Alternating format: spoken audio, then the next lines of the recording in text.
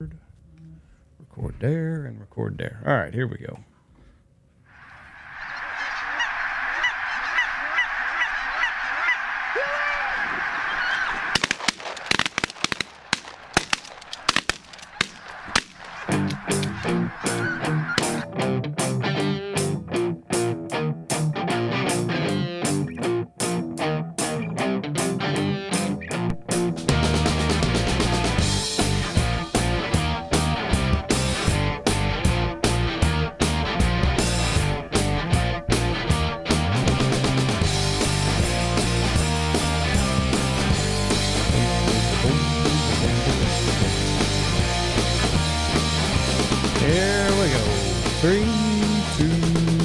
Boom! And welcome to the Big Honker Podcast, brought to you by Boss Shot Shells. I'm Jeff Stanfield with the world famous Andy Shaver. It's never too early to start getting that Boss Shot Shells shipped your way.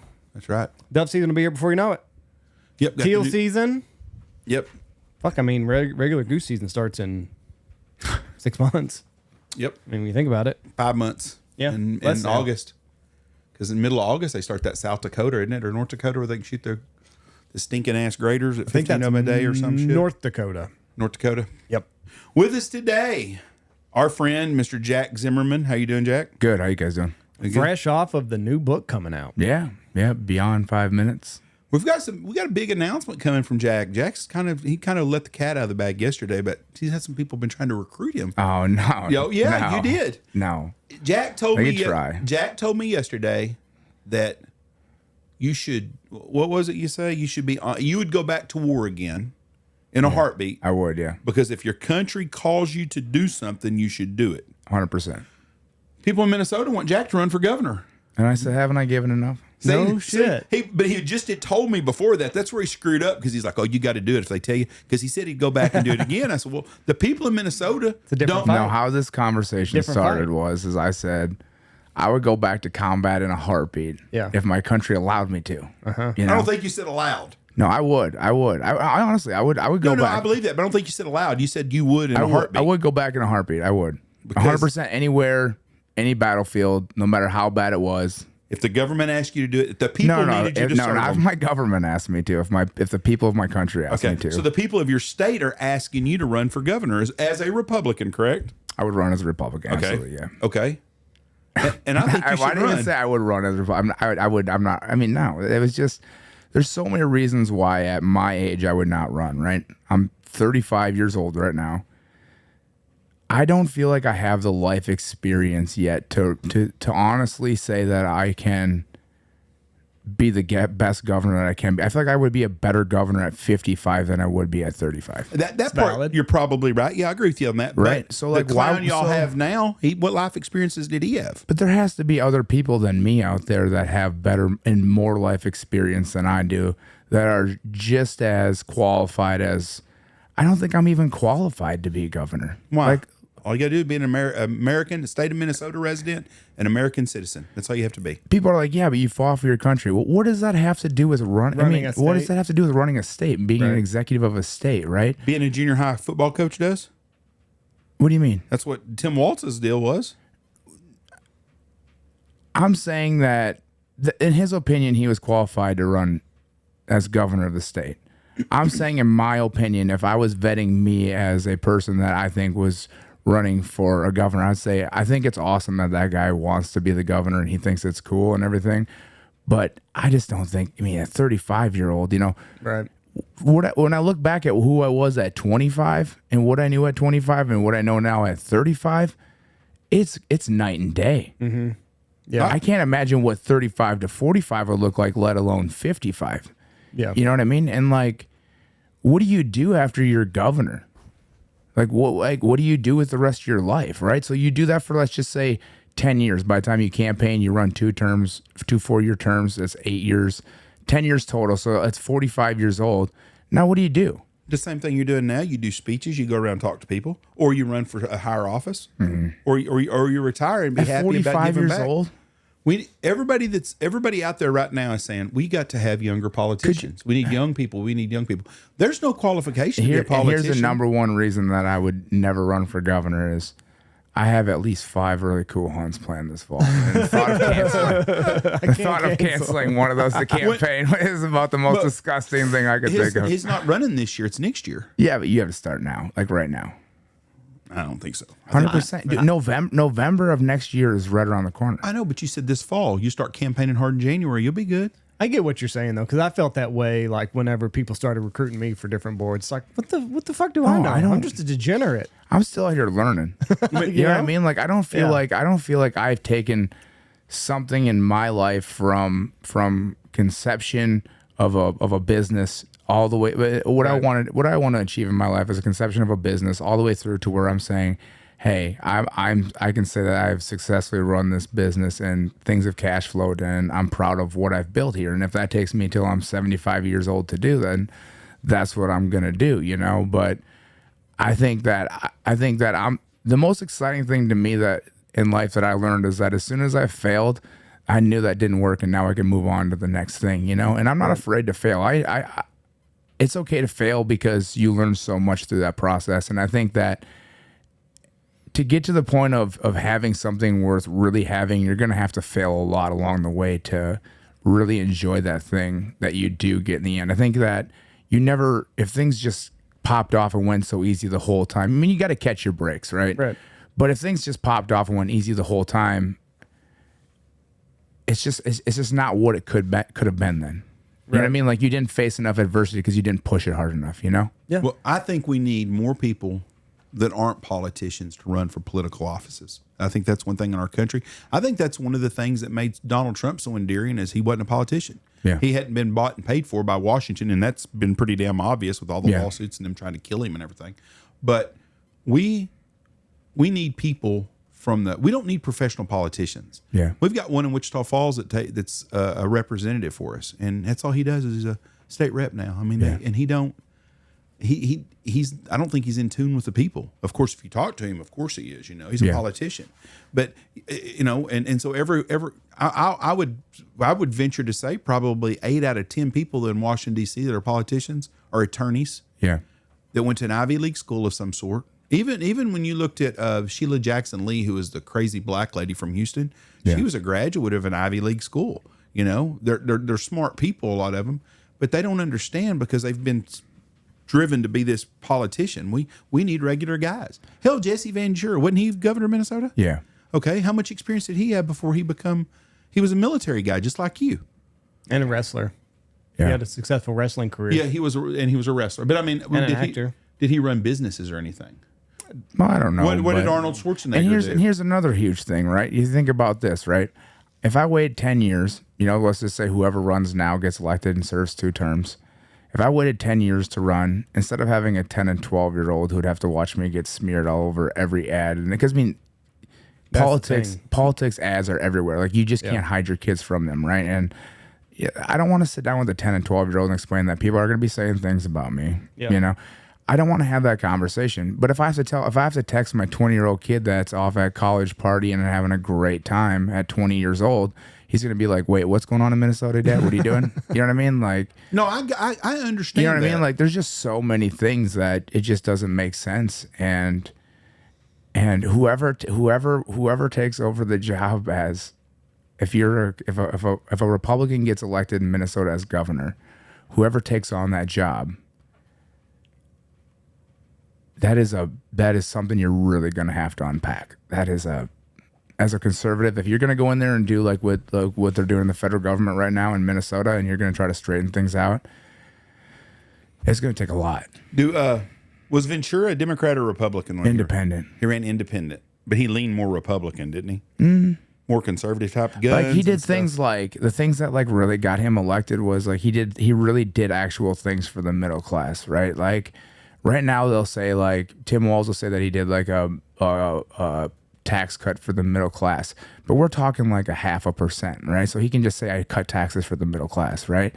And then he'll put on a bunch of gas tax and everything else that will be paying way more in taxes on everything else, right? Like that would be so he can go and campaign and say that he did that, you know. And it just shocks me that Minnesota is a blue state, because I've been all over Minnesota. I've been to every nook and corner of it just about, and everybody is just like we are. But everybody.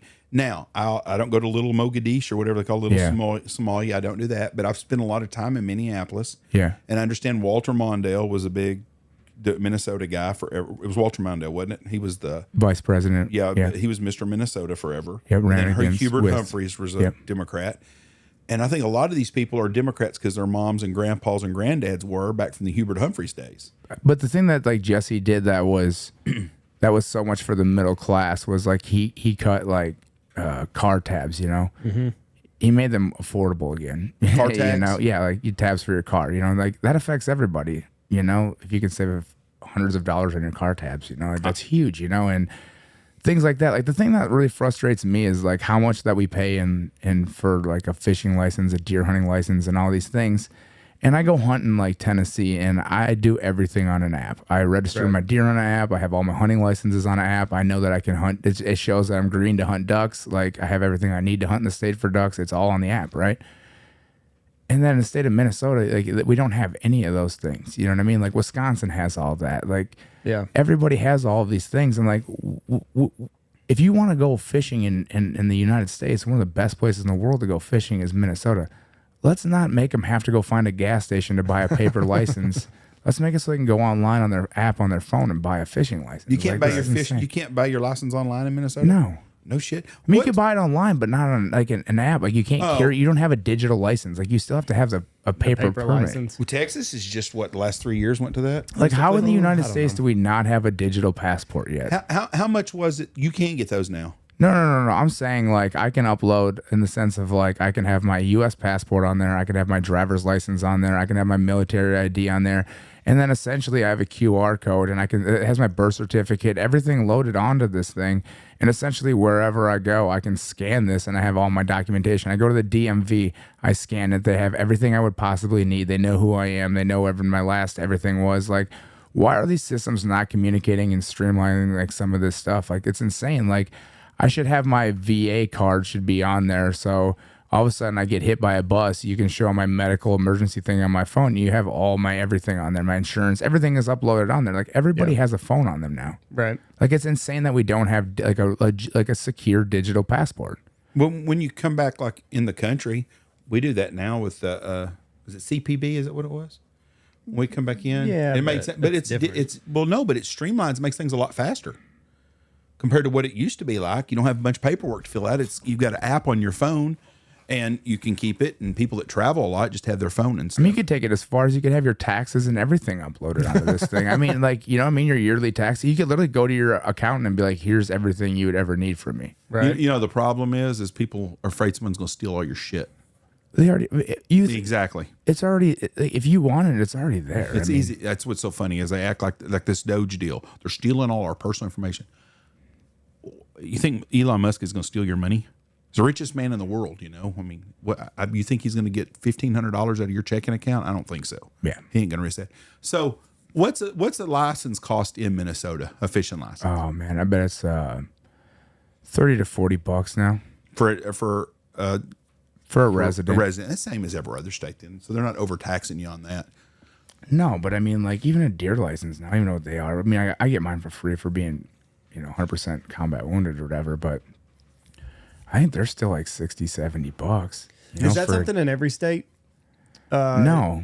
And like, I think if I ever wanted to really get into politics, I think I'd really want to start like a veterans pack, right? Like, I want to go lobby in the sense of we need a federal hunting passport and the same thing. Like, this is where I think this whole idea started. Is like, I held 15 different permits this last year to hunt in 15 different states, you know? Yeah. Why can't I have a passport on my phone that can document like, oh, I can click on Minnesota and I have all these licenses here and I have all these here. Like, these are all state agencies that are all communicating with all this technology we have. Like, we can, with AI and everything, it's insane that we don't have systems that can talk like this. So like, why can't I have all my licenses documented out in one place, on an app? I can have. So my idea would be is why don't we start a Veterans Alliance that we can say, hey, we need to go lobby the federal government first and say, hey, if you gave 100, you were deemed 100% wounded or disabled from your time in service, you should be able to not have to pay for a federal duck stamp. You know what I mean? Like, why can we not get that passed? Like, Well, that's, if you pay for it, you'll get the sumbitch in March and buy I it in didn't realize September. that was. I didn't realize that they were going to send all those out in March. Why do they do that then? I wonder. People that collect. Oh, because I got mine the same day or the day before you did, and I was thinking, God Almighty, they get lost in the mail. Yeah. So it was designed to not send till season was over. That's what somebody had commented on my thing. but we should be able to square some of the stuff up. And I know that everybody has states' rights, and everybody should be able to handle their game however they want to handle it and everything else. But give us a federal card that essentially is a the things that we need from the feds, you know, like our federal duck stamp and things like that. And then I can take this card and I can go to any state and they know that I'm actually 100% combat wounded, and I don't have to prove through a whole state again. Like, why can't I get a across the country permit to hunt out of a vehicle? Right. I don't. You know what I mean? Like, why do I have to go to every state and apply and go through that hassle? Like, my legs are not coming back. Like, they're gone. Like, I'm never going to be able to walk again. And, like, granted, like, the times that I ever hunt out a vehicle are so slim and small, but, like, there's a chance where, like, it's a super rainy day, it's nasty out, I can't get around at all. I'm going to go park on a river bottom and sit in the truck, you know? Like, I can't even get my wheelchair out. I don't understand a lot of the things because a lot of it's just common sense. Yeah. So every state you have to apply to for these For everything. that you do. So you got to do the paperwork all over again. Yeah, and it's a shame too, because there's not like I can't just go to like veteranswannahunt.com and then look up, like I can just click on each state and see the benefits that are available to me. It's all word of mouth. Like, hey, have you been to Idaho? You can get a whole residence tag for like $10, you know, you can hunt everything a resident can for $10. And you're like, I never heard about that. Right. Like, why aren't we utilizing those benefits that we have? And like, why don't we get veterans together out on this mountain and utilize each other, you know? They can't even get the disability shit. I've got a good friend of mine in Knox City that's very sick. He's got cancer. Worked his whole life, paid in tons of money. Basically, was on a deathbed, and he gets a little better, but he can't work at all. I mean, it's not possible to work. Can't get disability.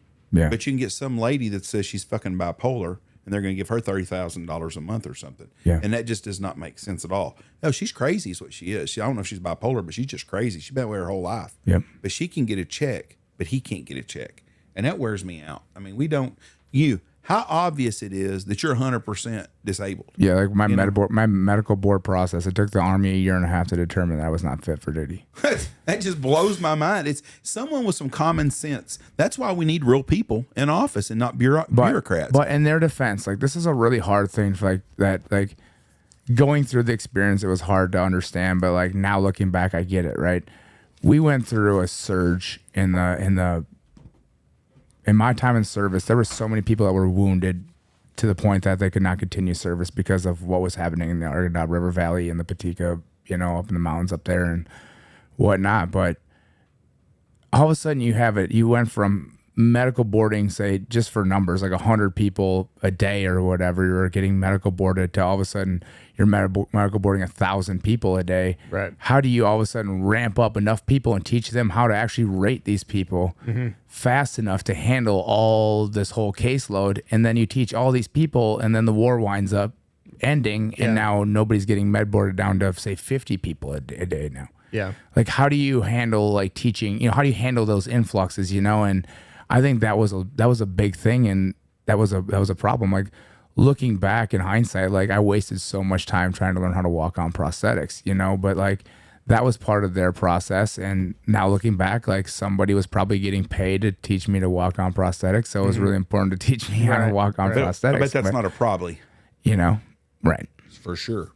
So is it, I guess it's just like anything, like you got to do all these different things, like with the prosthetics, like that was just protocol. Like, okay, lost his legs in combat. Yeah. We're going to stick him on prosthetics. And like when I'm being in the hospital, prosthetist comes up there and, you know, looking at my limbs and stuff. And it's like, as soon as you get out here, like day one, we're going to cast you over in the lab to get a prosthetic on you. Like, the sooner we can get you up, the better, you know? Yeah. Yeah. But I didn't have any arms. Like, I didn't have any legs. Like, the first thing I should have done is went to the gym and got stronger first. Like, I should have rehabbed my body first, you know? Right. Like, I feel like today I'm more ready for prosthetics than I was then. Do you want prosthetics? Never. Did you have to go? Did you wear the blades or did you have the regular? No, there's like regular one. I got stubby ones, are the ones you use the most, like where your feet were like essentially right at the end of your legs, so you're not high up on the ground or whatever. You can still walk around, but it's like you see how effective and efficient I am in life on my wheelchair, and you're like, me walking around on prosthetics doesn't make me any happier.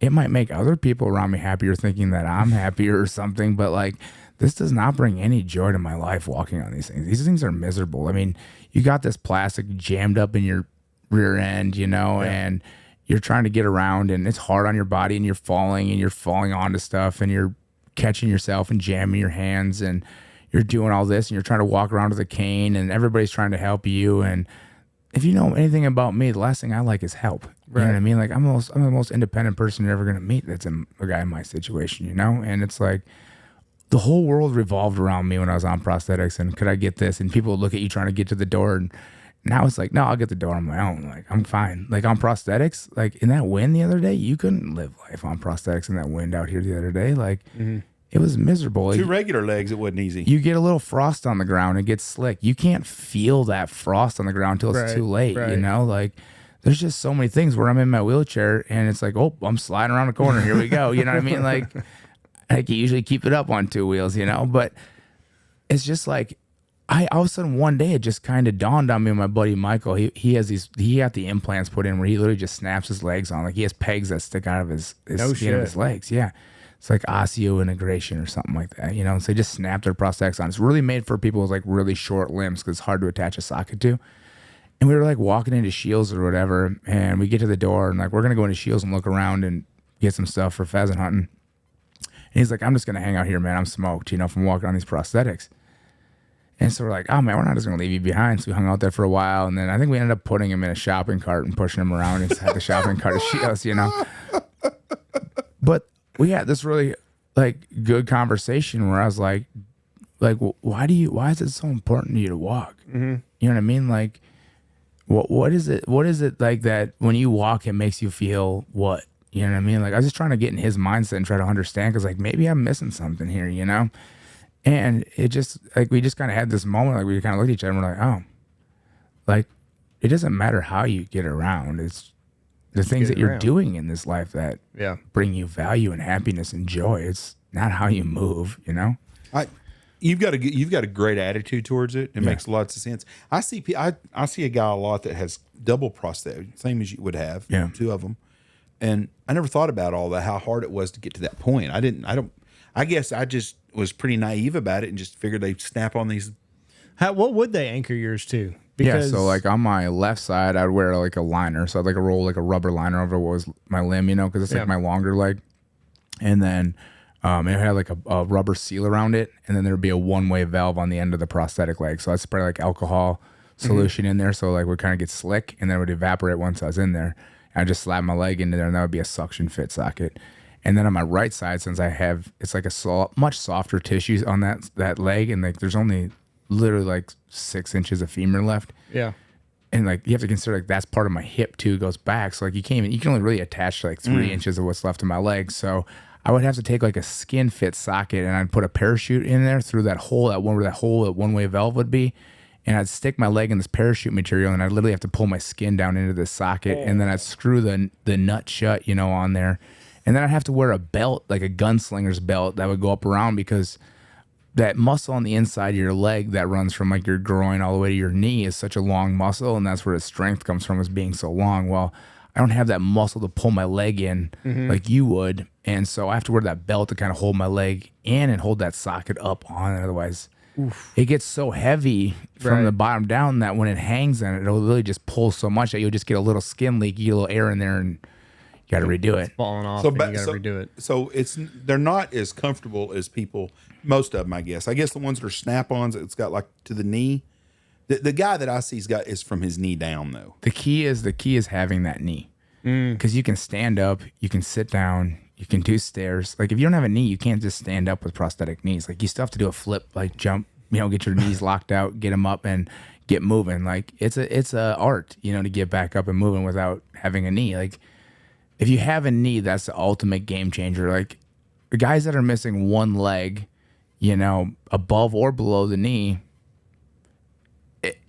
it will affect their life, but not really. I mean, like, you know what I mean? Like, They've it's got a not, regular anchor that can do everything. If you have one good leg, you can attach a prosthetic to your right leg. You can live a really good life. Like, there's not much you can't do above or below the knee. If you still have your knee, like if you're missing one leg below the knee, like it would really affect your life like none. Right. Like there's literally nothing that you still couldn't do. Like there's a lot of guys where I see people all the time where I'm like, if you literally just cut, like your ankle is so bad, like you can't do anything. Like if you literally just cut that off, you would have a better life. Mm-hmm. With the prosthetics. Yeah, with the prosthetics now. Yeah. We used to have a local guy that got his leg shot off when he was 50-something years old. And he told me a story one time. He went to Walmart and he pulled up in the handicap parking. Yeah. Walked inside and the guy jumped his ass. That's for handicapped people. By God, you two goddamn good legs. You don't need to be parking in that. And he said, oh, excuse me. And he parked way out in that and he walked in, got in. That guy said, that's much better. He said, hey, hold on just a minute, and took his fucking leg off. Yeah. He said, that guy felt like an asshole then. But you couldn't tell because he was wearing jeans and he had the same kind of boot on. Right. Yeah, you never know. And so you couldn't tell. That was like my buddy Brandon. He lost his leg in Iraq, and he's in my new book, Beyond 5 Minutes, and he's in the story about the mountain lion. And so I get out there that day. The hounds get cut loose. They go up the mountain. They tree a cat. We get all the way up the mountain. These guys are pulling me in the sled. Everybody's winded. Like the wind is screaming. And it's not like the wind is in one direction. Like up on this mountain in the pines, like it is just spinning. Like you're getting snow in your face the whole time. Like it's brutal. Like it sucks. It really does. And we get up there and we get on this ledge, and it was like the most surreal moment, right? Like you get to this ledge, like the snow's blowing off the ledge. You can hear the hounds just screaming. And I mean, when these hounds got on a cat, I mean, they are lit. Like you have never seen anything so passionate in your life than a hound screaming at a cat, you know? And they're just bellowing, and your buddies are like, there he is, you know? And like you're looking for him in the tree, and then I spend the next 15 minutes trying to find the cat in the tree. And I'm like, how can I not find a 150-pound cat in this tree? But then I get set up. They're like, all right, let's take the shot, you know? And I got these walking sticks. I'm trying to get them like buried in the snow and like situated. And I'm like, all right, I'm going to get a good shot on this cat. But I could not get the shooting sticks set up right where I could get a good rest. And finally, my buddy Brandon's like, here, he pops his leg off. He sets it next to me, like his shoe's sitting there in the snow, and it's just got the cup, you know, where his leg would slide into it. And I dropped the magazine well into that, and I was like, Brandon, this is perfect. This is great. So squeeze the shot off, and I was like, here's your leg back. Let's go get this cat. Was it? Did you kill it in one shot? No, man. No? I hit it because he wouldn't turn, and he was straight on with me. And like I said, the wind was so bad. So this tree swang in the wind. You got 150 pounds plus above it in the tree, so it's swinging extra hard. So I waited and I tried to time my shot. And when I timed my shot, I was trying to hit it like straight underneath the chin, like in the middle of the brisket. And I thought if I got in there, I could at least catch the spine or a major artery, or a major organ going through there somewhere. And when it hit, just the way the cat turned, it just hit him pretty close to the center of the brisket, but it came out behind his shoulder and really didn't get anything vital, you know? And so when he bailed out of the tree, old Buckshot, that's his land we were on back there, and he goes, cut the dogs loose. Because it's a scary time when you got a wounded cat now, because if that cat can't climb a tree, he's going to start killing dogs, you know? And luckily, the cat was able to still climb a tree. He went up a drainage like another 1,000 yards, and then I could get right underneath the tree. And it was, one shot then behind the ear. And the funniest part was then the cat died up in the tree, and everybody looked at me and they're like, hey, it's your cat, man. Get up there and get that cat, you know, with no legs. And I'm like, oh, man. So now a guy went up there, and it was funny, though, because the way the cat was hanging in the tree, he's got like a knife, and it looks like he's fighting the cat in the tree. It's pretty funny. But what's he do? Just cut the branches underneath it? No, he just climbed up the big old pine, you know, and just kind of went branch by branch, and just climbed up there and pushed it out. Fuck. And then it's like, this is amazing. It's surreal. Yeah. Like, you know, they gotta let the dogs get on him for a minute and get all excited about it. And then we tied them up and started taking pictures and stuff. And I think we had 2 beers up there, and then the reality kind of hit, you know. We gotta go back. It's getting dark, too. It's getting dark. You know, it's like right after New Year's, or right before New Year's. So it's like the shortest part of the days. You know, it's so short, you know, and you're up on this mountain, so you lose sunlight on the backside of a mountain so much faster. And I'm so grateful for that memory now. And like, it's just cool because like even like my buddy Kyle that I was with on that hunt and kind of made that whole thing happen. You know, he's got stage 4 cancer, and you know there's really no way out, and he knows that, and you know he's gonna keep fighting forever. I mean, I shouldn't say there's no way out. I mean that sounds awful, but he knows that like the reality of the situation, you know, and like no matter what, I'll carry that memory with me forever, you know? Sure. And like that was the cool thing about writing the book is that like that memory was so important to me that I wanted to write that down and keep that forever so that, you know, 3 generations from now can hear that story, you know, because it was that important to me. And you know? Yeah. What did you do with the cat? I've life-sized it. You did? Yeah, I'm not going to get another one. I mean, this is it, you know? That was brutal. It was brutal. How far did the dogs have to chase it? Oh man, they went a long ways because that cat ran them around up in those drainages a lot, trying to. So they do a lot of circles. I noticed out in that because like I was out in eastern Montana, so the mountains aren't like the big mountains up in the Rockies where a cat can scale a face a lot faster than a dog and get away a lot quicker. So when it's a lot flatter out there, they'll kind of run them in circles a little bit and try to get them to cross their own sense and get them running in a circle. Yeah, and you can tell cats that have been tracked a few times. I'm sure you can. Yeah. So what do? You just let the dogs out, and then once you start hearing them off in the distance, the guy that owns the dogs knows GPS. But he knows like, okay, they've got a cat tree bark, and this is just them. Yep, they stopped. Yep, they're stopped on the GPS. They're bayed.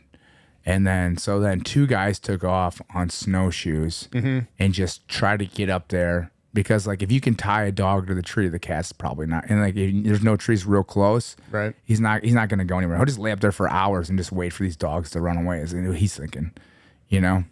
It's just crazy. Like cats and bears are just deathly afraid of dogs.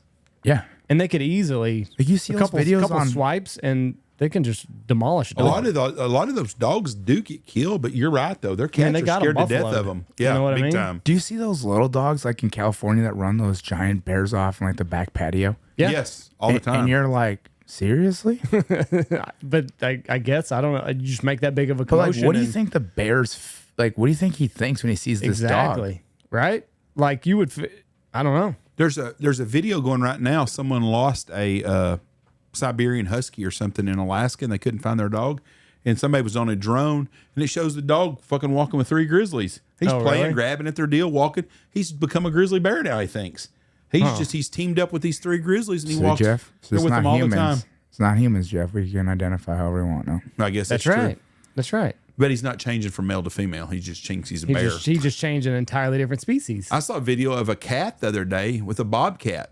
Lady's got makes sense, a big old bobcat. No, they weren't hanging out. But the bobcat was there, and the fucking cat was like, swatting at it and shit.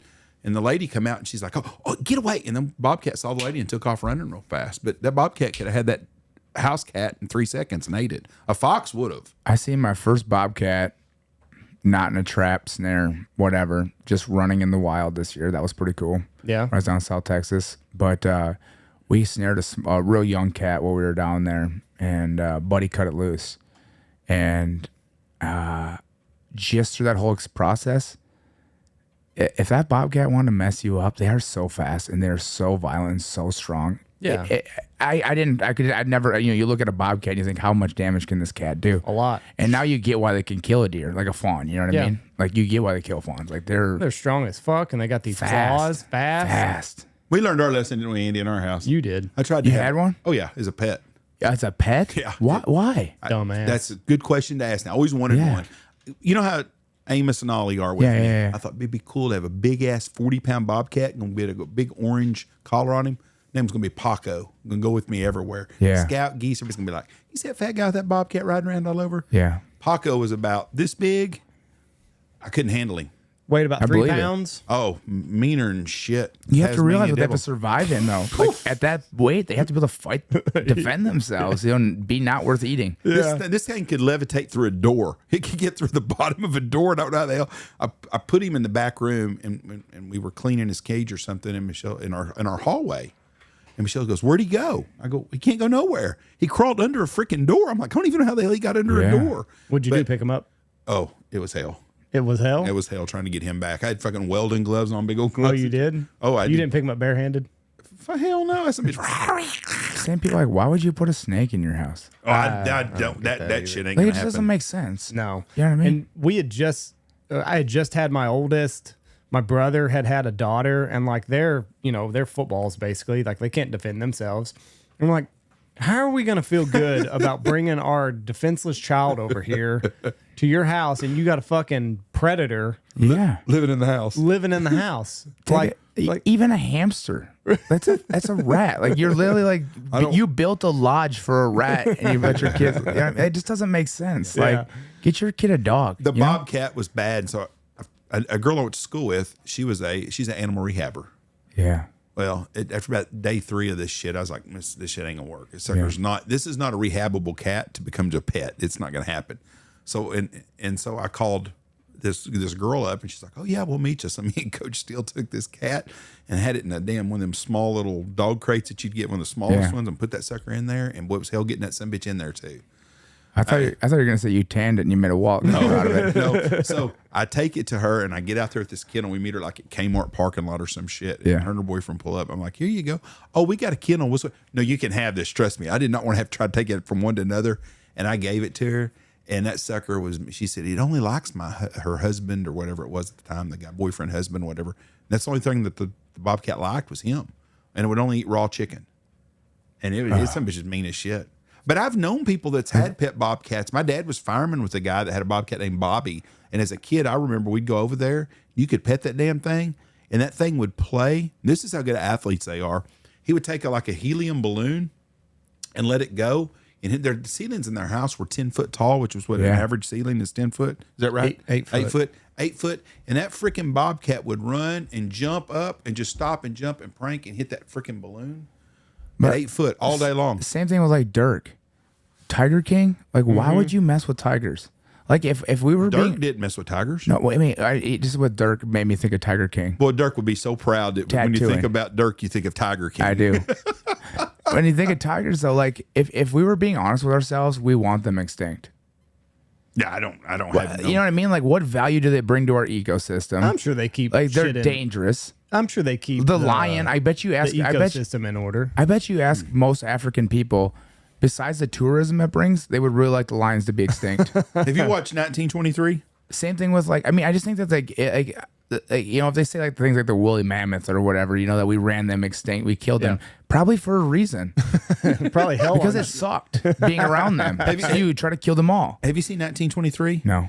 It's a movie, of course, or a TV series. Anyways, they're over in Africa in the Serengeti. Yeah. And this one kid's job is he's a professional hunter, and it wasn't to take rich people hunting; it was to protect these villages from getting eaten by these jaguars and shit. Yeah. And it's nuts how I'm like you. There's something I don't understand why we still got mosquitoes. I'm gonna try to get rid of them damn things.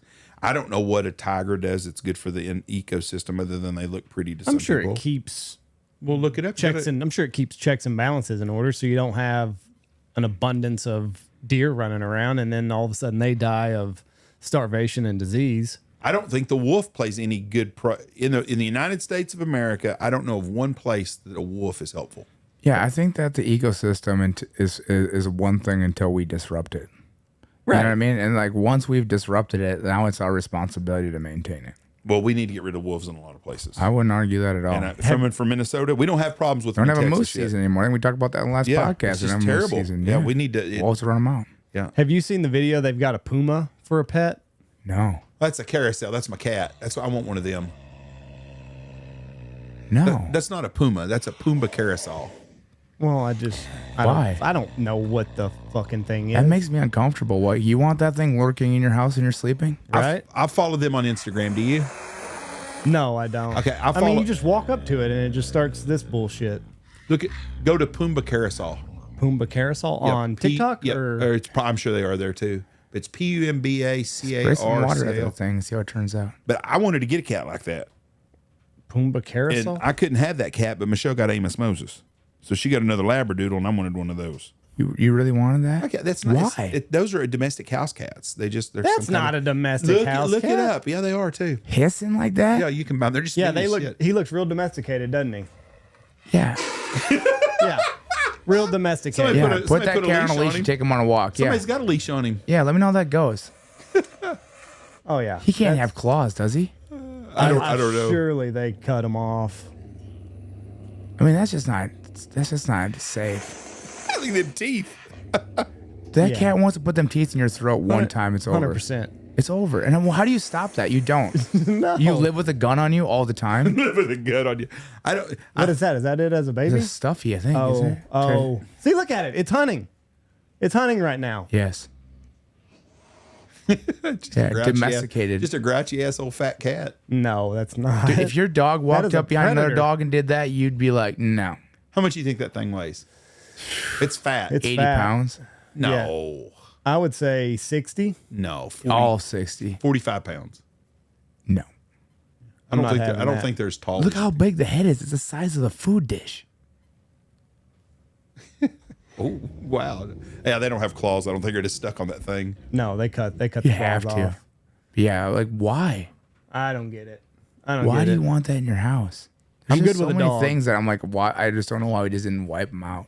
I know everybody that's ever had raccoons for pets is happy when they're gone. Gone, yeah. They're happy as shit. There's a lady that's from here that had one, and she came home and it had taken all the damn popped all the letters off of her laptop. Yeah. I wouldn't know how to put the laptop back together. To Google that. I'd have to big time. I'd be like, Yeah. well, that's not right. Hey, right. A Pumbaa Caracol. Yeah.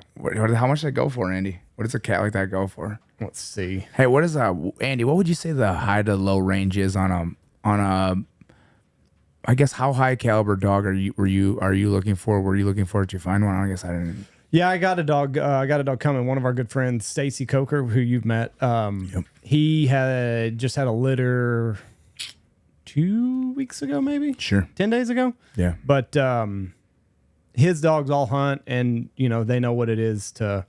So you can get a Pumbaa for between $1,700 and $2,800. That's So way cheaper. I That's imagine. cheaper than I thought. They can go as high as 15,000. What do they weigh? Jeff, you're asking me two different questions here. I I just understand got the. Well, I figured if they had a sheet on there, they'd tell you how much they Yeah, weigh you and what they little- eat. Some stats. That looked like that food dish was raw meat of some sort. So Yeah, they're for fucking sure. expensive to feed. Oh, These 42 pounds. See, I told y'all. 42 pounds. but that's what they're supposed to weigh. That cat was double what it was supposed to weigh. Did you see how fat it was? Yeah, fat don't weigh a lot. I bet that cat don't weigh 50 pounds. Have you seen? Speaking of dog food and stuff, this farm fresh stuff that these people are feeding these dogs. Yeah. Some people are paid $1,000 a month to feed a They dog. are not. Yes. I don't doubt it. That's ridiculous. There was a stat that I read that people are more likely to refill the prescription and follow the prescription as it's written on their pets than they are themselves. Oh, 100%. Yeah, I got a friend of mine that's a vet, and he told me the best money in the world is he said his exact words, an old white guy with a small dog. He goes, they will pay anything for that freaking dog. He said, you find a young white guy with kids, that fucking dog's not a priority. Put him down. He said, He's had a good life. And you find an old lady, they'll love their dogs, but they're penny pinchers. But he said, you find an old white man with a little Shih Tzu dog or something, or a poodle, little poodle. Whatever it takes. Whatever it takes. We can put him a new knee replacement. Oh, Fifi needs a knee replacement. We'll spend $10,000. What was the cost range on a dog? Like, what could you get a dog for, and what could you spend on a dog? Oh, fuck, you can spend whatever you want. I mean, there's On labs? 10 grand. Yeah. For a puppy, $10,000. I mean, I figured a puppy. I bet you can find a puppy for $1,500. $1,500 to $3,000. You can get one for $1,500. yeah. You can buy I a get good started dog for $8,000 to $10,000 probably. Yeah, that's what I meant whenever I meant 10,000. But a puppy $1,500 to $3,000 is not. probably pretty Yeah. standard. That's kind of what I figured, somewhere in there. I just haven't been in market in 10 years, I guess. Who to gets pick to 'em up decide the name of this thing? Because that's really a scary We've thing. already decided. Oh. We've already decided his name's going to be Roy. I like that. So Jeff's dad, there's a backstory to Roy. So Jeff's dad was named Ron. Yeah.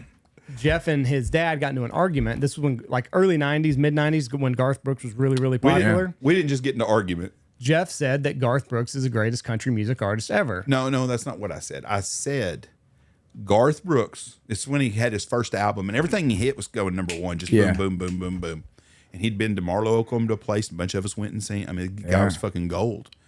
And I told my dad that morning we were going to Gillen to go hunt in this little town north of here.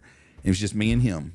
And would have had to be, when did Garth come out? 87, 88, 89, 90? I figured it was in the 90s, early 90s. It would have been real mid-90s. early 90s. I mean, he just had his first album out.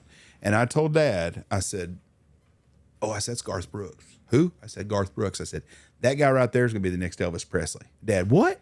I said, I'm telling you, Dad, everything this guy does, I said, it's like his fourth song. Yeah. They all go to number one. I said, he is going to be the next Elvis Presley. I said, he's amazing. He's a great singer and stuff. And Dad, he ain't no goddamn Elvis Presley. He said, I'm going to tell you right now. He said, he ain't even Roy Clark. I go, what? He goes, he's not Roy Clark. Well, my dad knew Roy Clark. They used to run around the same circles. And I go, Ron was a drummer. Yeah. And so Dad knew all these musicians from that little area of Tulsa to South Kansas. I go, Roy Clark? He said, yeah. He said, Roy Clark plays in Vegas all the time. That's how big he is. I said, yeah, because nobody wants to go see him with a bunch of old blue hairs. Well, my dad was my favorite person to jack with. Yeah. Because he was so easy to get worked up. And he'd get worked up with me. Andy never saw the Ron that got worked up like this. I mean, I jacked with my dad a lot, but Dad was still drinking at this time probably. And he would really get worked up. So we put our decoys out, and he goes, is this the way you want to get the decoys out? I said, yeah, that's probably the way old Roy would do it. Fuck. He got mad. Well, that Roy deal resonated on me. Yeah. So I started calling him Roy all the time. We called him Roy. Then Tony started calling him Roy. Well, my buddies called him Roy. One of my buddies is a big-time attorney, and his name's Chuck. And Chuck rubbed my dad wrong all the time. And so Chuck come to the house, and he's like, hey, Roy, what's going on? Fuck you, Chuck. Get all worked up. But then my buddy Keith could call him Roy, and Dad would never get worked up about it. It's something about Chuck and Keith's difference, but Dad would, I'd piss him off when Chuck would call him that. So we all started doing this. Yep. And this was when me and Tony first started really getting in the hunting business, like at that same time frame. So we were, Dad was a fireman still, and he goes to the fire station. He's walking through the produce at HEB, and somebody goes, hey, Roy. And Dad goes, hey, fuck you. And looked around, and they kind of looked at him. The produce manager's name was Roy, and he had his name Roy on his dad. Thought he was talking to them. But so, anyways, when we first got in the hunting business, we called Dad Roy, and it used to kind of bother him. Then it got kind of a badge of where he liked it. But I'd had people come up to me. I'm really curious here. Is his name Ron or is it Roy? But we called him Roy, and so when Andy told me Roy, it made me tear up a little bit because Dad would have been so honored to do that. I think I do remember that podcast. Did you say that on a podcast? I don't know if I have or not, but yeah, we'll have a little Roy running around. That's awesome. I was gonna do Leroy, but because I was just thinking, like, especially in like your situation. I mean, it's not as important for a guy that's gonna hunt 3 or 4 weekends a year with 2 buddies, but you're gonna be saying that name a lot in front of a lot of people. It's a pretty important one. I mean, you don't want to be, hey, princess, you know. And I have learned that dogs are best to have one syllable, 100%. A 1 syllable name. 100%. I had Thunder this year, and he was a rent-a-dog, but just that extra syllable of Thunder, it takes a lot out of you. It's got to be a 1 syllable word. That's one of Dad's rules too. Oh, it was? Oh yeah, I didn't know that. Yeah, Pipe, Zip. Oh, just something all quick. of them, one name, every one of them. He hated. Yep. That's why he used to grow up at Beavis all the time. Beavis. Yeah. Yeah, he didn't like that? No, it should be just Beav. one name. Beav. Well, that's probably what we called him. And like Dad had a dog named Piper that was a great dog. He called him Pop. Yeah. But it was one name all the time. I didn't know that. You train yourself, then you said? Yeah. Yeah, I'll do it all myself. Hopefully. I think I remember enough. The force fetching might be, that'll be the hardest part. Just remembering everything. Your boys do not need to watch that. And it's like the most important part of them. Yeah. I mean, it is definitely one of the foundations that you need to have. Yeah. So that'll probably be the toughest part. Cause like he was a dog trainer. So like he had at his house, he had everything set up. He had the force fetching table. He had the contraptions and everything like that. I'll have to rig something up, but I think I can do it. Really? I would, I mean, all the dogs that I've broke. Force table's down there, I think. I don't know. All the dogs that I've broke, I've always just liked to flip the ear over the collar and just do it right on the ground. Oh, really? Because I feel like it's such a big transition trying to get them to fetch then off the table. Right. You know what I mean? Just, once you get hold down, you're walking around doing hold, then you just switch into fetch on just right on the ground, and just get them to get that dummy in their mouth because you've been getting it in there through hold. So you should have that process down pretty good. They should have confidence to open their mouth to get it in there to hold it. Yeah. Now you just do fetch. You just put that pressure, on their collar with your nail in the ear and just. Right. I think Ron liked the table because it was more eye level for him. Yeah. See, I don't want a dog you're pinching their ear at my face. He didn't pinch ears much. He was a toe. He was a toe guy. Okay. See, I've always been taught to ear pinch. Yeah. Yeah. We did the toe hitch. The toe hitch and pull that sucker. Sure. But I wouldn't want to be irritating a dog in my face any closer to their mat than I needed to be. Well, Dad's it always was. They were in a harness. Yeah, so the way that he would do it, it had like a contraption coming out from the wall, and then you clip that on to Choke collar. No, not a choke collar, just a regular collar. So it's clipped onto here, and so basically, you kind of got a pulley system. So Sure. you would fight the dog. You want the dog to fight to get the retrieve. Yep. And you would a little bit of tension in the back, and then you want them to fight through it. So you're kind of pulling different levers. Didn't he also have a harness that went around their hips? Like a leather deal that kept them on the table so they couldn't try to swirl around where they'd stay in there? Maybe. I can't remember. It was all pretty that. medieval thing. I hated watching it. It's tamed down a lot since the Oh, 70s. Since the yeah. 70s, people using birdshot to train their dog. Right, yeah. I mean, it's crazy to think about like how far it's come, you know? Yeah. I've seen him. I seen all that. Dad used to tell a great story about a buddy of his, one of the first guys that had a electric collar. Yeah. And I'm telling you, the electric collars back in the 70s were not very. No, they were big old contraptions, had big old antennas on them and shit. Anyways, this guy bought one and wanted to see how good it was. So he put it on his neck, and he told his wife, he said, "I'm gonna walk down this driveway. I raise my hand, and when I do, I want you to shock me, and when I put my hand down, stop it, okay?" It's like, all right. So Dad's watching it with her, and he goes, Dad told me, he said, "I knew this was going to be a disaster, anyways." And this guy gets like 50 yards up, picks his hand up, and he does it, and she shocks him. Boy, puts his hand down. He got about 100 yards and does it, and she shocks him, and he's like having convulsions and kicking his hand down. And Dad's like, "You're killing him. You're killing him." Oh, he told me not to do it until he put his hand down. And Dad said after about 30 seconds, finally, you're there. Oh, man. He said, Just eating it the whole killed time. the guy. I went to the Master National this fall when it was down in, kind of down by like Houston, Austin. I was down there and some training grounds down there. And just watching these dogs, like I watched a series where they run a quad. And the shortest mark was probably 100 yards, maybe. It was a flyer, and the other three marks were, around that 150, 200 range, on all the other three of them.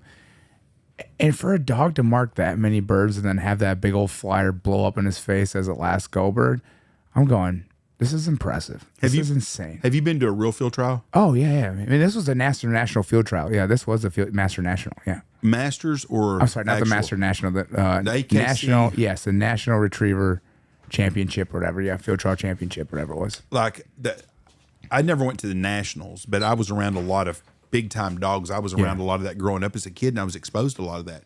An open all-age dog that's making 500-600 retrieves and doing a triple with a blind somewhere, and then they'll have a no bird or whatever they do sometimes. Yeah. It's absolutely amazing the work that those dogs can do. That was Moose. That was my dog, Moose. But those dogs that can do the open all-age dogs, not all of them are good hunting dogs. No. Because it's a different game. Yeah. But you take a dog that's doing 500-yard retrieves on a triple at open, it's crazy how good they are. Yeah. Mm-hmm. Just it's absolutely mind-blowing. And the water work that they do, there's water blinds, and they run them down a channel where they can't get on the. Yeah, that's all that stuff. So a guy that I trained with, Chris Smith, I actually wrote about it, getting in this new book of mine.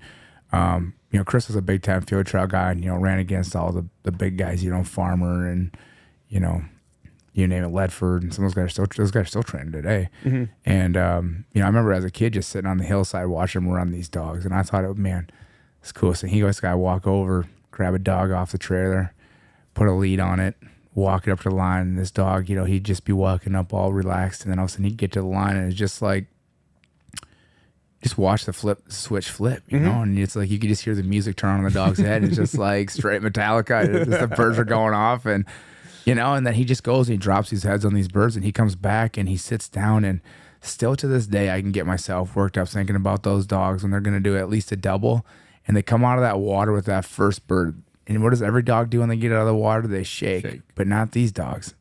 Yeah. They sit down right next to the guy, and they lock onto that next bird, and you can hear them just huffing and puffing with that bird in their mouth. You can just imagine being there, as you're thinking about it. And it's just like, this dog, I said, you take that bird from his mouth, and he gives a quick shake, sits down. He's like, all right, Dad, whenever you say it, I'm going to go.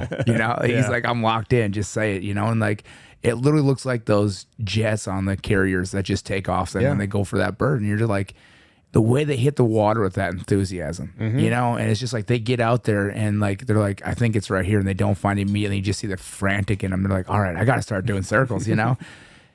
It's the most exciting thing in the world to me, and it's really what pulled me through so much of like that time of transitioning back from out of rehab back to the civilian life. Was I needed that dog. I needed to get up every day and go train with Chris, the guy. You know, at this point he had gotten out of dog training completely. He had throat cancer, got out of dog training, and I was like, hey, I'm going to get a dog, you know, you give me a hand with it. And next thing you know, now he's training dogs full time again, you know. No like, shit. I pulled him out of retirement and he started helping me train doing this way. And one of the funniest stories in the world was I went and ran my first junior hunt test, and I got my ribbon and I'm all proud. Me and Moose are sitting there with Chris, and, you know, Chris doesn't have any teeth, you know, and you can tell his throat's pretty beat up, you know, from the cancer and stuff. And the lady comes over and says, hey, did you guys get a pass today? And we're like, yeah. She says, I write for the kennel here, the club paper. Do you mind me getting a few comments from you guys? We're like, yeah, sure. And she goes, first, what's your guys' kennel name? And me and Chris look at each other and I go, no legs, no teeth, no problem. And me and Chris had some of the best times in the world. And I think honestly, like, it's just like everything, you know, you can go out and have an awesome hunt, but then all of a sudden at the end of the hunt, you know, when nothing's really flying and you're just kind of out there killing time a little bit, and you have those best conversations with somebody. Like we had so many of those conversations sitting down by the ponds, you know, just figuring out life or talking about this or that or whatever. And, you know, and the things that the dogs have done for me since being wounded is just unreal, you know. And it was just that thing that I needed to go compete and I could go train every day. And if I'm thinking about Afghanistan in ways that I shouldn't be, I can go get that dog and go run a blind. It's the best thing I could do right now, you know. Yeah, they're so therapeutic. I mean, they are real. I mean, truly. And like you said, just having something to do with them, just having something to do every day. That's crazy. Danny Farmer's still in the dog deal. Yeah, he's got to be. Shit, he was big time relevant when I was. Yeah, I mean, he was running Lottie and all old. that. That was 43 years ago. I wonder how old he is. He's got to be way up there then. Yeah, he's got to be in his at least late 60s. He's been at the top of his game for years. Yeah, I mean years. Yeah. Oh, he had to be older than that, I think. If he was 30 years old when I was 12, that's 18. I'm 57. That'd be 75. If I don't know how, but anyways, he was very relevant. His kid's training now. Well, I'm sure. He's still training up in northern Minnesota. He goes up there in the wintertime, East Texas in the summer, or wherever he's from, down by Houston somewhere. Yep, down that area. And like I you know, I've never done any of the field trial or I've never done any of the competition stuff, but I just want my dog to be able to not make me look foolish in the field. Yeah. I just think that. Go get the bird. I just think it's like. Sit on a whistle. It's the coolest thing in the world too, because hunting wise, it's like, this is like, you have a multi-tool and you can literally put as many tools into that system as you want. And either it can make the best, like, thank God I had him today. That would have been terrible trying to throw all that mud, trying to get all them birds, you know?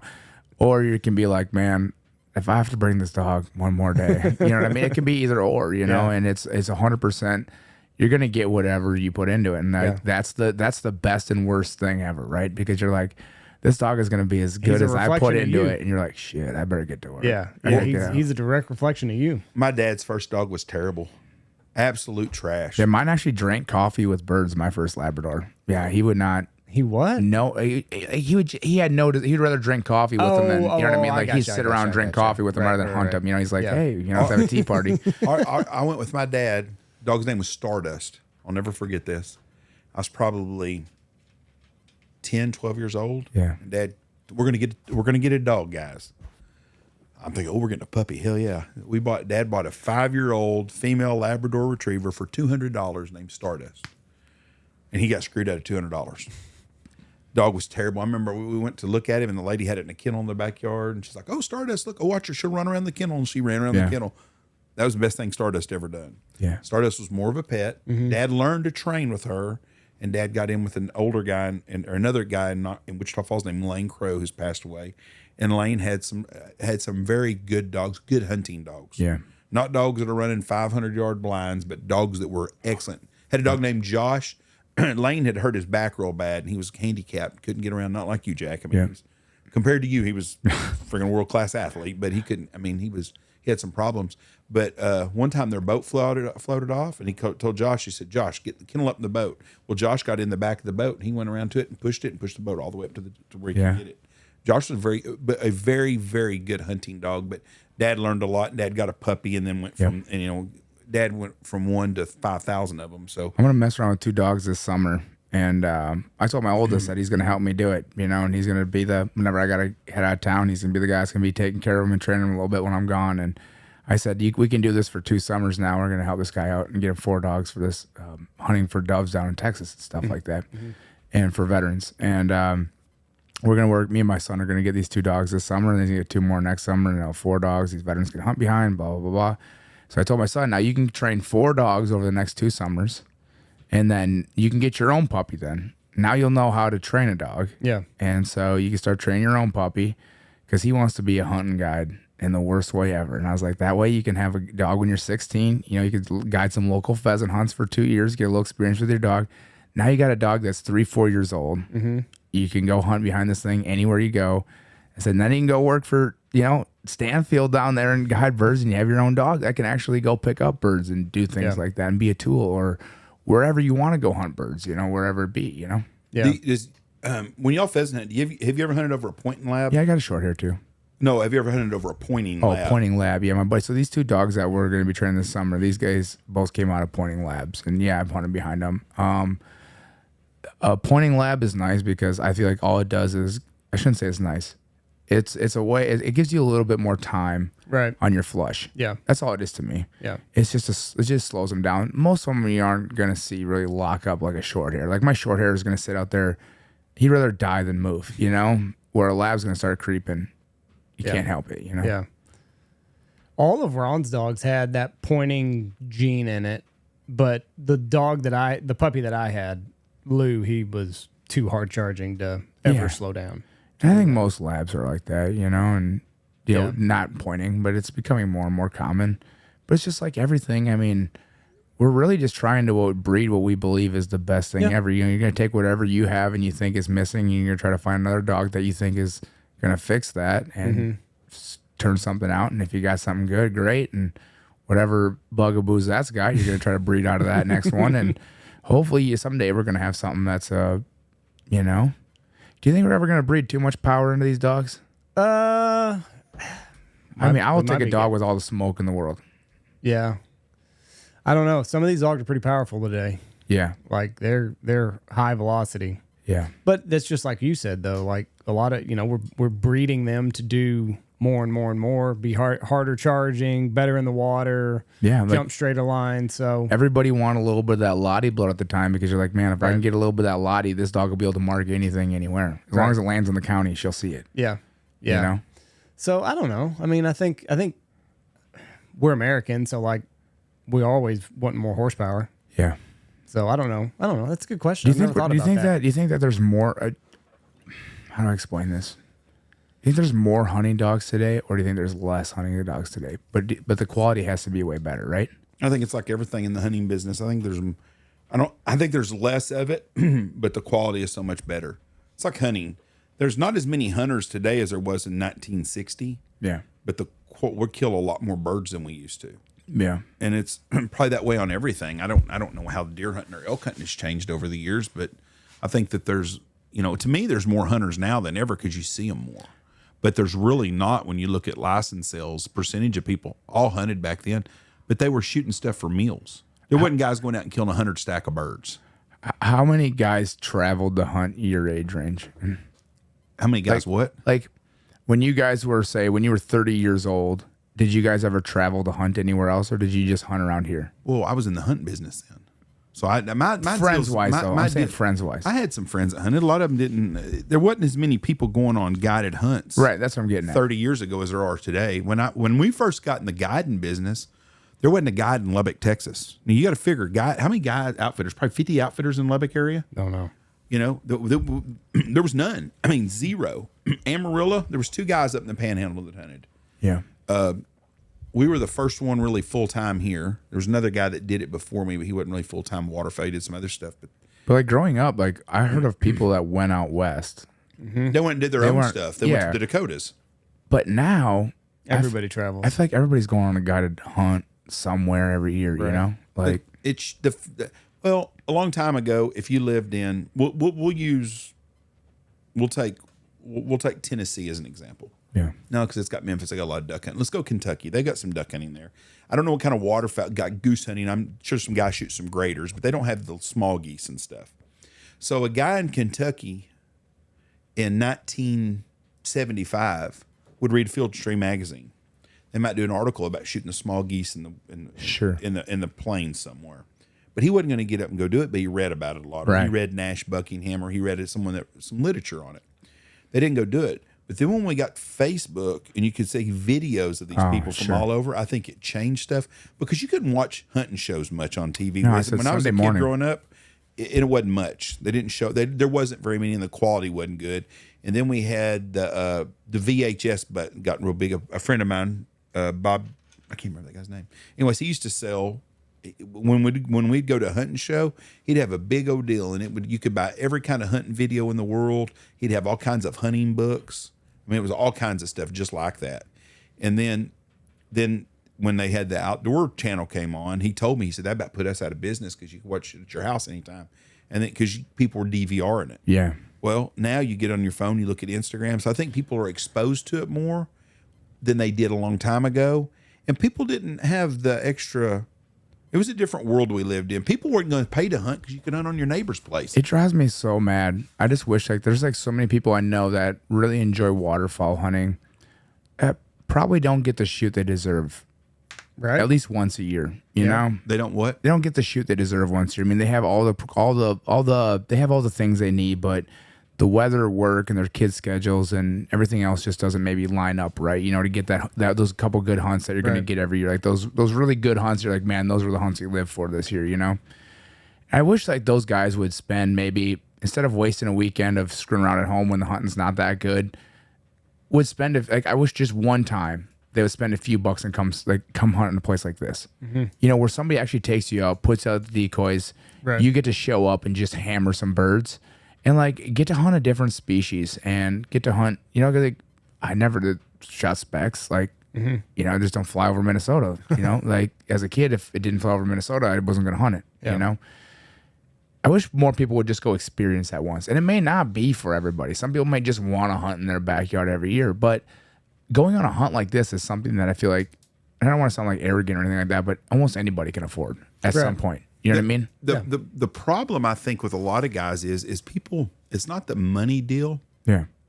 It's that waterfowl hunting is one of the few hunts still that you can do on your own or without a lot of expense involved. Sure. You know, you can get you a cheap boat because every state's different. Yep. The state of Texas has got tons. If you're on public water, most all lakes in Texas you can hunt on, unless they got houses around them. Yep. It's public. Once you get on the water, it's public. Yep. So if you want to duck hunt on a lake, you can do it.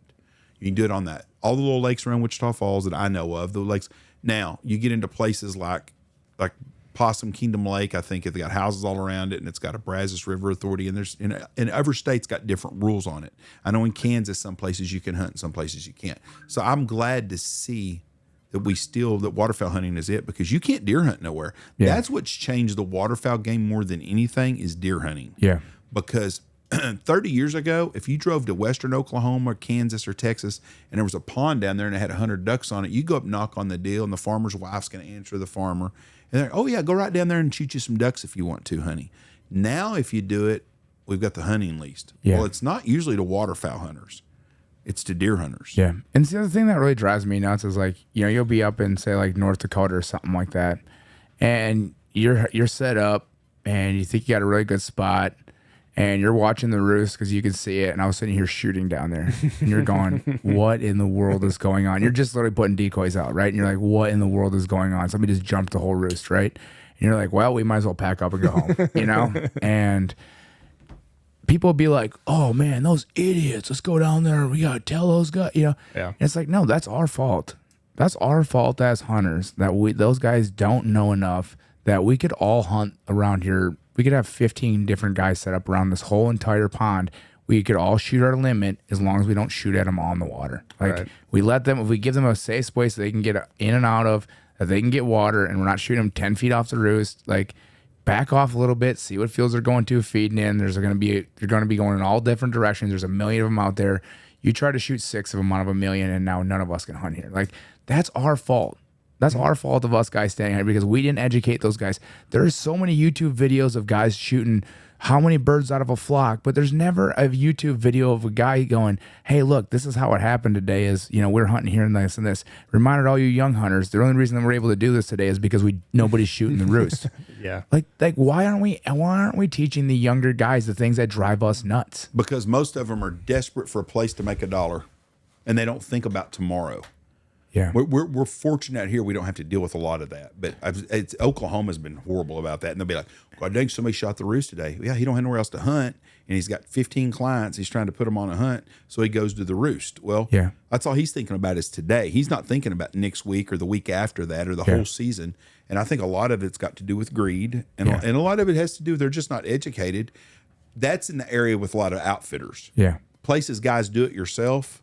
Yeah, if you can see if I guess Minnesota's not overrun with outfitters, is it? No. There's a lot of people can hunt, so you can go knock on a door, still get on to hunt. Yeah, you got like Joe Heinz and those guys that are up there. Around Rochester, right? No, they're up in north, like Fergus Falls up in northern. That's where Dave Reese is at. And then you got you do have a Rochester down there. And there's Top Gun, and there's a couple of those guys that are down there that are some bigger names or whatever. And it's the same thing. Like, it makes more sense to me instead of going and buying how many dozens and dozens of decoys and you blow a call, that 1 weekend a year and everything. Just pay the guy $300 a day or $500 a day or whatever it is per gun to just go have an awesome experience. And your kids are going to love it way more. You're going to have a lot better time. And when the hunt's over, you flip the guy a few extra bucks and he hands you a freezer bag full of goose breasts. You know what I mean? Like, what more could you want? Like, some people just like doing it themselves. No, though. I get it, but you got to go experience that a little bit too, because it is such a. I think it not only it excites you as a hunter as well. It recharges you. Right. You're like, oh, I learned some stuff when I was watching Andy set that stuff up. I learned a few things while I was out there. I'm gonna go try home and try that. Yeah, and that's the thing about hunting with other people is you're only going to be as good as you are if you hunt by yourself every day. Yeah. Right. You're not going to learn anything new. You might stumble upon something accidentally, but if you can hunt with people that do it every single day, like even me, whenever I hunt with new guys, they've got a different way of doing things. And sometimes I'm like, oh, that makes a lot of sense. Yeah, like when Trevor comes in, you're like, oh, I should blow my call a little bit. I see how he did that. Right. Whatever, stuff like that. Yeah. I mean, you might stumble upon something and just blind luck, figure out a new way or a new technique or whatever. But whenever you can hunt with more people, you're going to be a better hunter just because you just learn more. Be more open-minded about things. You never know what's going to happen. Yeah. I mean, like you said, just like you said with Trevor, perfect example, like how to make a speckle-belly call operate a different note or whatever. Yeah.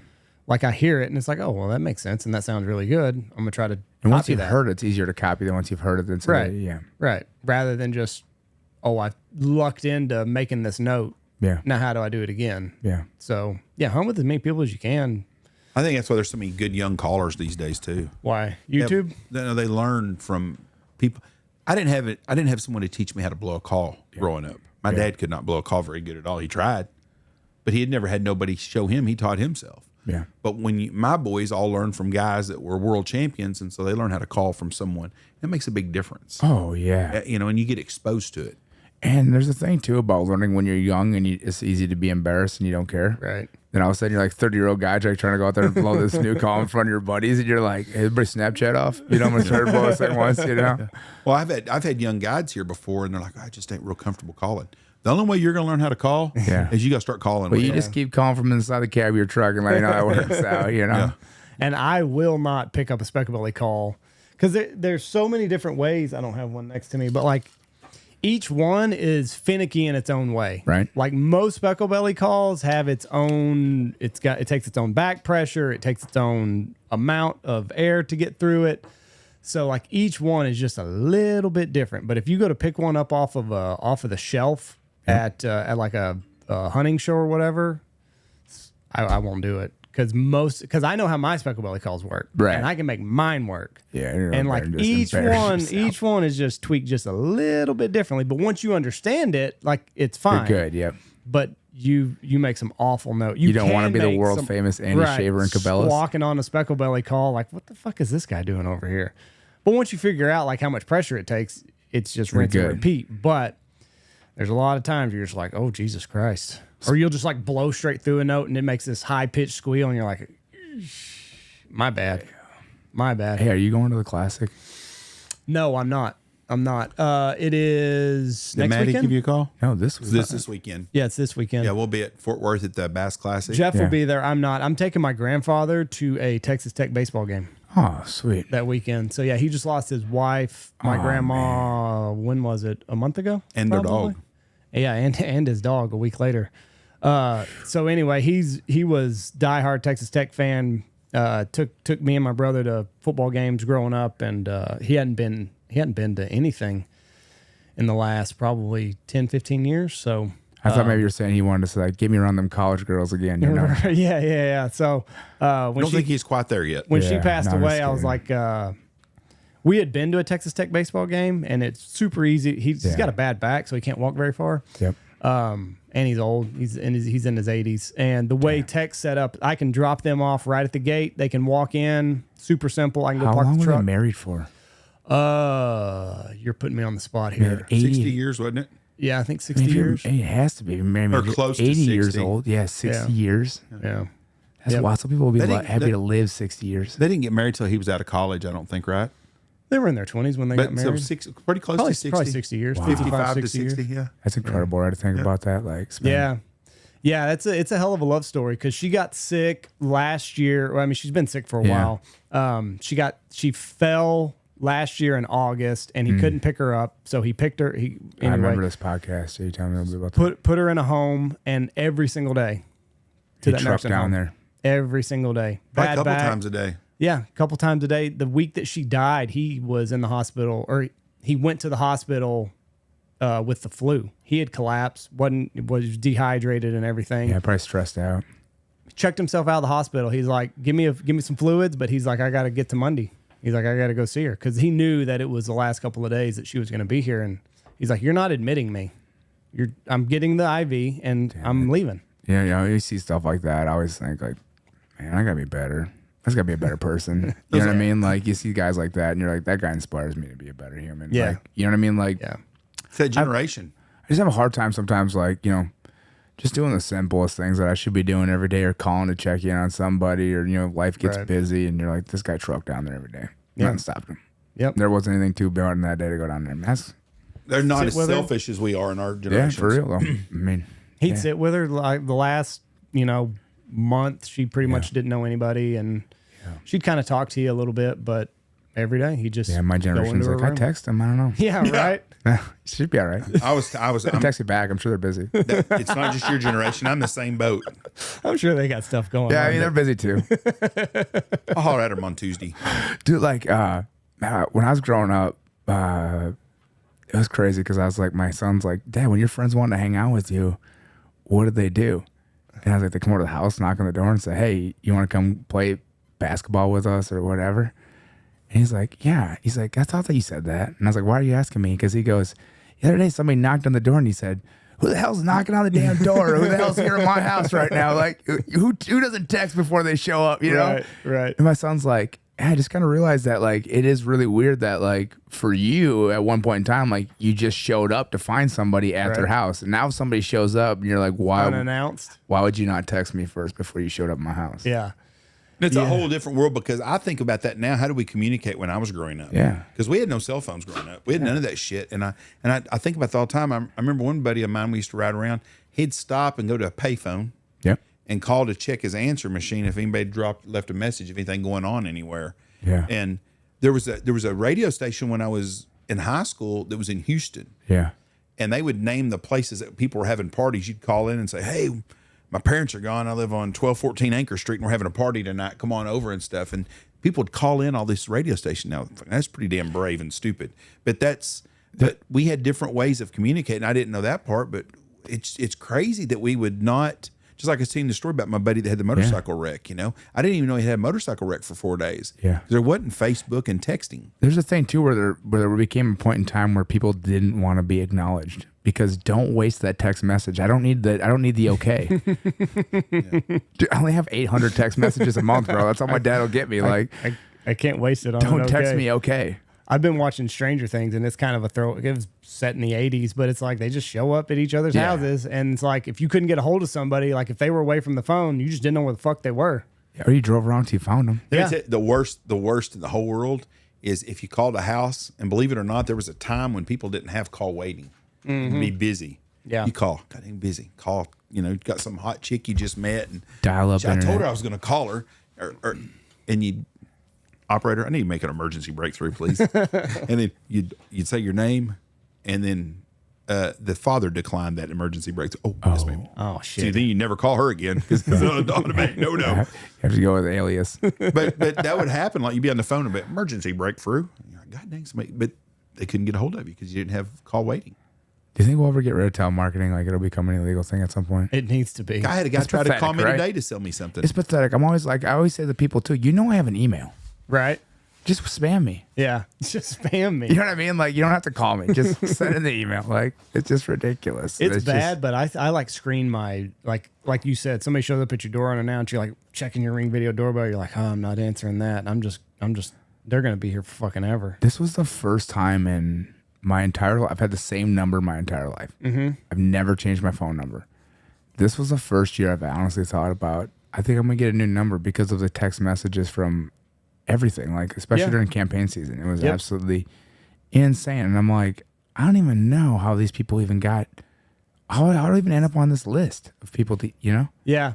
Mine was the same way. Like I bought a Trump hat like the first time that he ran. And so like I was getting text messages from his team. Yeah. And then I was getting text messages from my state rep that was running. Yeah. It's like, so you just gave my information away. Yeah.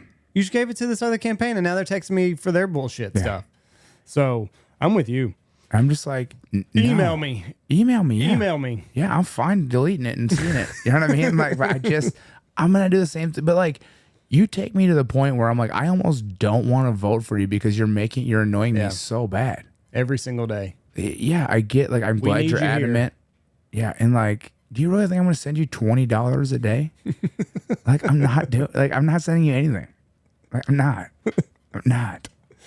Do politicians drive you crazy with like a lot of the empty promises that they have, especially with like veterans?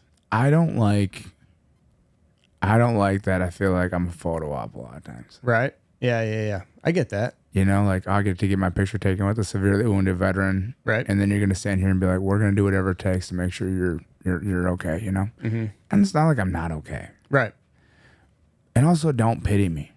You know what I mean? Be like, hey, hero, thank you for your service. Like, we're proud of you. Don't be like, oh, is the VA treating you okay? Like, like if I have a problem, I'm definitely going to let you know. Like, and it's not so much the empty promises. It's just that the solutions are so easy, right? The VA can only serve 1% or 3% of the population not effectively at all. But the rest of the, the Mayos, the Sanfords, the whatever the big hospital chain here in Dallas is or whatever, they can serve 97% of the population pretty efficiently. Mm-hmm. Like if you called today, I bet if you really needed to get in this week, you could see your doctor. Like if you really need to get in, he'd see you. Yeah. The VA is not like that. Like if they're just tell you there is no appointment, like they're not going to make it, they're not going to make an exception. So close down. The VA is one of the biggest pieces of the budget that there is, right? And there's like certain things the VA that there needs to stay there, but like that's the benefits part, like education, this and that.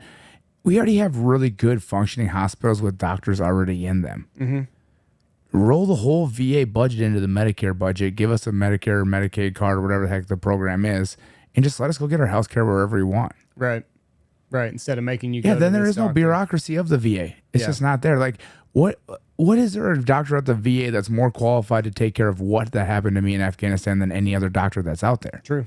And if there's this thing going, hey, red flag, veterans that were in this area were exposed to this, you need to be on the lookout for this type of cancer more often or whatever, I'm pretty sure that doctors, you could say, hey, flag all these doctors and let them know for veterans, if they're seeing veterans, they should be looking at this as a possibility. It's just like anything else that happens out there. Like, oh, we live in this part of the world. We need to look for this type of skin cancer more because we're in Florida. Right. You know what I mean? Like, it's just, why not? Like, there is nothing that needs, like, prosthetic care. It's done better outside the VA. Healthcare done better outside of the VA. Like, I go to the Magnus Foundation that's up in northern Minnesota, in Dayton, just on the north side of the cities.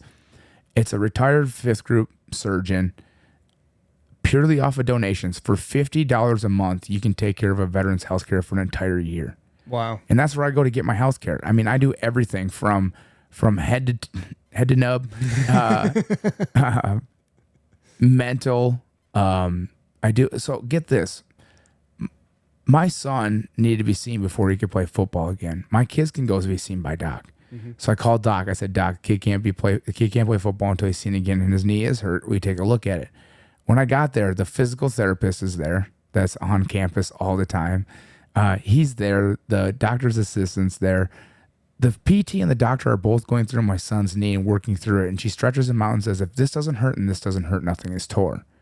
I really believe you have a bruise. So you can play at whatever capacity that you can play through. It's just going to hurt a little bit. Mm-hmm. Where else in the world can you get your doctor and a physical therapist in the same room and the next day just coming out for a regular appointment? He's like, oh, I'll walk down and grab the PT and she'll take a look at this too. It's like we can have that health care again super cheap, but now I need an MRI. I just go to an MRI clinic. That's all that MRI clinic does is just MRIs.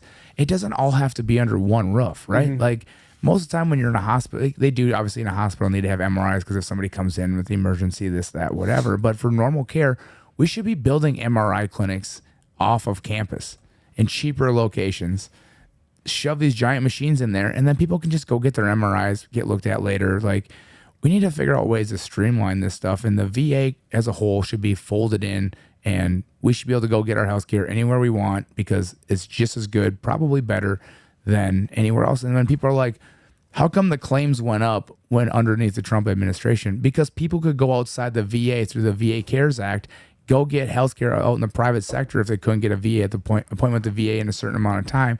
So when everybody found out they could actually get care not at the VA and they could get good care, they're doing it. They went and got it, and that's why claims are up. I didn't know the claims were up. Yeah.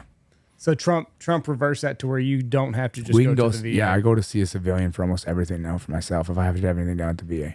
Yeah.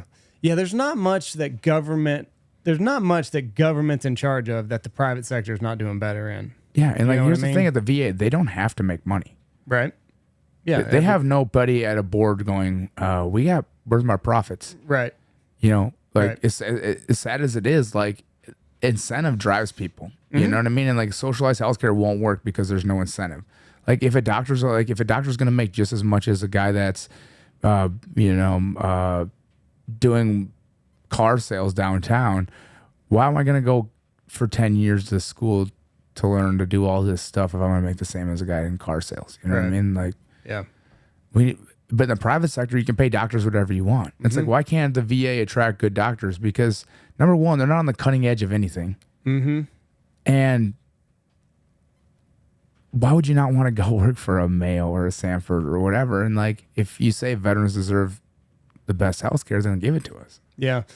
What started the VA, I wonder? Was wounds of war. Was it backed up in the private sector to where veterans weren't getting proper care in the private sector? So they were just like, we'll just set up our own thing. And it's just going to be just for veterans. It started out because there were so many guys that were wounded that needed specialty care. Like there wasn't a whole lot of gunshot wounds, you know what I mean? Like that needed to be fixed up or this or that. So then it was actually made for the guys that were actually wounded in war. Mm-hmm. And which is also why I think a Purple Heart should fast pass you. Like if you have a Purple Heart, I should be able to go get an MRI tomorrow because I have a Purple Heart. Mm-hmm. I'm not trying to sound arrogant, but like the VA, the guys that were wounded, the guys that were wounded should get their care first. Mm-hmm. Like just because you're whatever, you know, didn't get hurt in combat, like, anyways. Yeah, I don't know what we're talking about. But that's how the VA started. Yeah. Just not adequate health care in the private sector, so the government was like, we'll just do our own thing. Well, they felt like it was their right to take care of the guys that got wounded and fighting on their behalf, you know? But still, I mean, you could do that, like you said, it could be a fast pass at a private hospital. Yeah, and it was at one point in time Premier Healthcare. You know, it was the place to go to get good health care. But just like everything that has no checks and balances, all things corrupt, you know? Yeah. And then like nobody's going to get on you because really like as long as everything just kind of moves along and everything looks good from the outside, like Congress people come through there, like it's all good, you know? Mm-hmm. There's no repercussions. Like I've had so many scenarios at the VA that have been absolute disasters and nothing ever gets accomplished. Nobody ever is held accountable. And you're like, the only time I ever come here, I just leave here more mad. Like, I'm just not going to come here anymore. Right. Did they try to like push pills down your throat whenever you first? Dude, when I was laying in the hospital bed, like the first thing when I woke up, the first thing I wanted to give you was an antidepressant. Yeah. And I'm like, no, I'm good. Like, why don't you just let me figure out what's going on first before I mask this? And I was like, I feel like I kind of need to deal with some of this stuff, you know? Opiates, those are real bad. I found that I really enjoy those in the worst ways.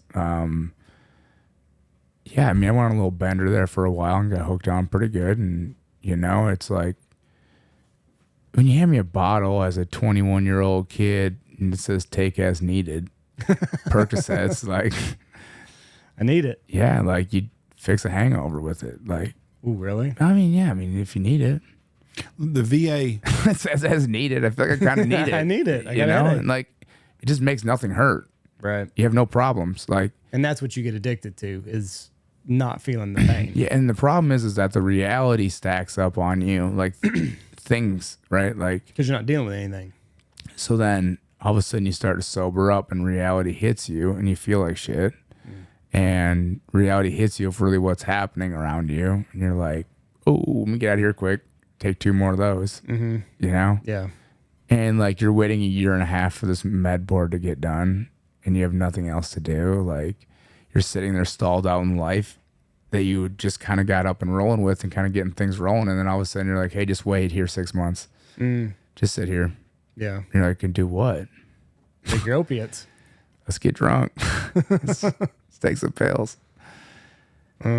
It's such a, I mean, it's a backwards approach. And you have to realize the lifestyles that we came from. Yeah. You know, I mean, we're gunfighters. Like, we shot stuff and we drank. Like, that was the 2 things that we did, you know? And all of a sudden you're blowing up. You're like, we got nothing to shoot, but we can still drink, you know? And that's what you do. I mean, that's just like what we did all the time in the Army. We just drink and run until we went to fight, and then we go fight, and then I got hurt, you know? Even in country you could drink? No. Not supposed to? Right. Yeah. Pringles cans were the best because they're wrapped in aluminum foil, you know, on the inside. So you could shove like those shooters in there. Oh, really? Yeah, you could shove them in there, and then when we went to the x-ray machine, you wouldn't see them. I didn't know that. So that's how we smuggled most of the booze in the country, through care packages. So you would have people over here. Yeah, you could go get a Pringles cans for me because I love Pringles. And you'd shove as many shots as you could into the Pringles cans. Because when they go through the scanners or whatever, the x-ray machines, you can't see inside of them because it's all tinfoil, yeah. Or even some guys would go extreme and like tinfoil the inside of the cans too and stuff. Because we're talking precious cargo here. And I remember the first time I didn't know about, like, you learn about these things, you know, as time goes on. You're the new guy, you're not going to know about stuff. And my buddy in the middle of the night, my buddy Dawkins comes up and he's like, here, drink some of this. I was like, oh, what is it? And he's like, from now on, if I ever tell you to come up and drink something, you just say yes. Like, we're homies, right? He's like, I'm not gonna do something bad. Like, so then I smelled it and I was like, he's like, you want some of that? And I was like, I want a lot of that, you know? And it was like, it wasn't like we ever got crazy all the time, like every day or whatever. It was more of like a take the edge off. Yeah. I didn't know that. But I was like, that's like how they got it. It was so fun. Like at the end of basic training, your drill sergeant would sit down and be like, all right, so who was smoking cigarettes the whole time? You know, who was sneaking them, you know? And then somebody'd be like, well, I did, you know? He's like, I found a pack, or somebody must have dropped outside, and then he put them in like a Ziploc bag, and then he threaded a string down the post of his bunk, you know? And so every night he'd pull one up in the middle of the night, he'd go outside, smoke a cigarette in the middle of the night, you know? And really? Yeah, it's like guys would just like, you know, spill the beans like once it's like, what are you gonna do now? Yeah, like, I'm done. I'm already graduated. Yeah. That was the best, is like when you'd find out. And like,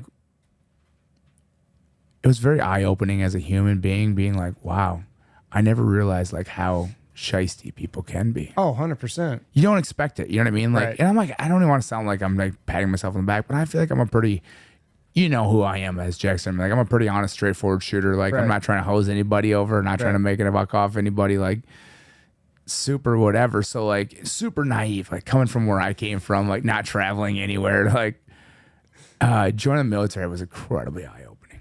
Yeah, the lengths that they would go to have a pack of cigarettes there. Or like finding out like what kids did before they got there to make money in high school and shit. And you're like, oh my God, like, running cocaine at 16, and just the wildest stuff, and you're just like, I didn't even know that was a thing. Oh man, some of Right? those guys should really be on this podcast someday, Come but from a small town, you're like, you did what? yeah, I drove a tractor at 16. You're running a drug ring? yeah, you're like, I said no to pot since nobody's even offered me cocaine. It's just like the things you would hear, and you're like, yeah, my brother's in prison. He killed 2 guys, and you're like, whoa, and you're just like, you're just meeting these people every day in the chow hall, you know, and it's just, you don't really realize like sometimes like I never had no idea how sheltered I was growing up. Oh yeah. Yeah. No. Insulated. And there was nothing.